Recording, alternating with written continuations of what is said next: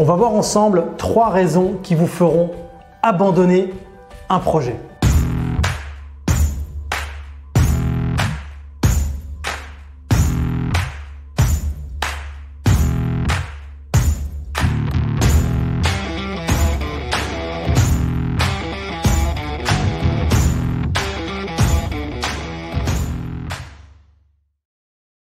Bonjour et bienvenue dans cette vidéo, je m'appelle Geoffrey Brochet et avant de commencer, je vous invite à vous abonner pour faire partie de ces gens qui souhaitent déployer leur puissance mentale et mettre en place des actions qu'elles pensaient impossibles. Alors aujourd'hui, je vais vous partager 3 raisons importantes qui vous feront abandonner. Il est important de les connaître, il est important de les prendre en considération. Comme ça, si vous les connaissez, eh bien, vous savez qu'à n'importe quel moment, elles peuvent apparaître et dans ce cas-là, quand vous les verrez apparaître, eh bien, vous vous direz non, ça ne me fera pas abandonner.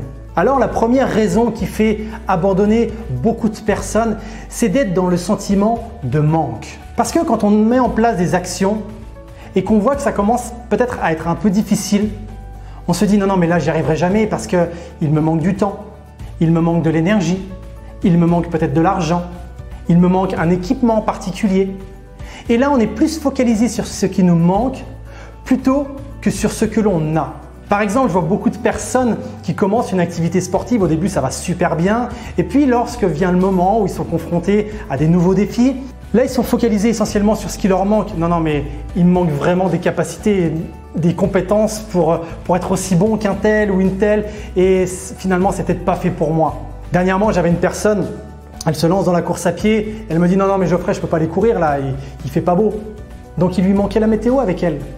Mais quand on pense à ces enfants dans certains pays par exemple qui courent sous la pluie, torse nu et pieds nus, on se dit que eux, ils ne sont pas dans l'esprit du manque, mais au contraire, ils sont dans l'esprit à se dire qu'est-ce qui va nous permettre de réussir ce que l'on a décidé. Ensuite, la deuxième chose qu'il va falloir vraiment observer, c'est de ne pas écouter la partie à l'intérieur de vous qui vous dit d'arrêter.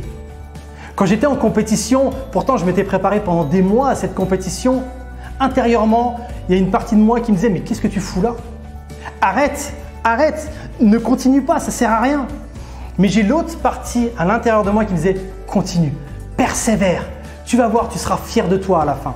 Alors j'avais le choix, soit j'écoutais la partie qui me disait d'arrêter, soit j'écoutais au contraire la partie qui me disait de continuer.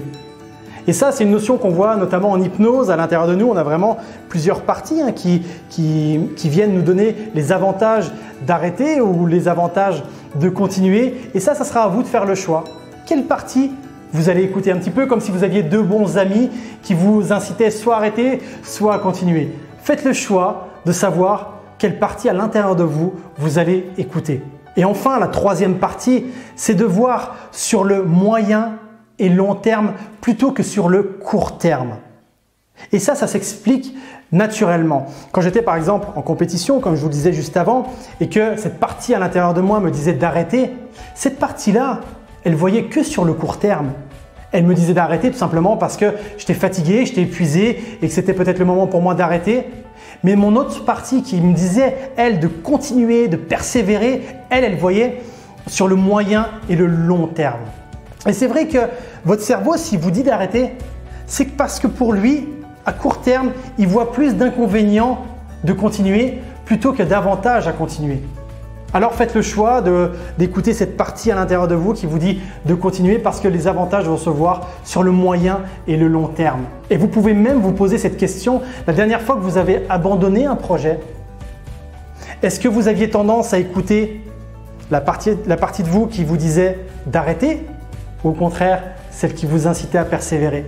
Est-ce que vous avez plutôt vu au court terme ou est-ce que vous avez vu au moyen et au long terme? Et vous allez voir que ça tombe finalement comme une évidence, mais ces 3 points sont importants à écouter, à observer et à prendre en considération. Alors je vais vous récapituler les 3 points, les 3 raisons essentielles qui vous feront abandonner. La première raison, c'est d'être dans ce sentiment de manque. Oui, il vous manquera toujours quelque chose, c'est évident.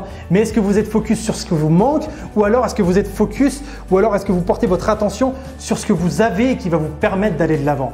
Ensuite, le deuxième point, c'est de ne pas écouter cette partie à l'intérieur de vous qui vous dit stop. Parce que si vous écoutez cette partie, forcément, vous allez abandonner.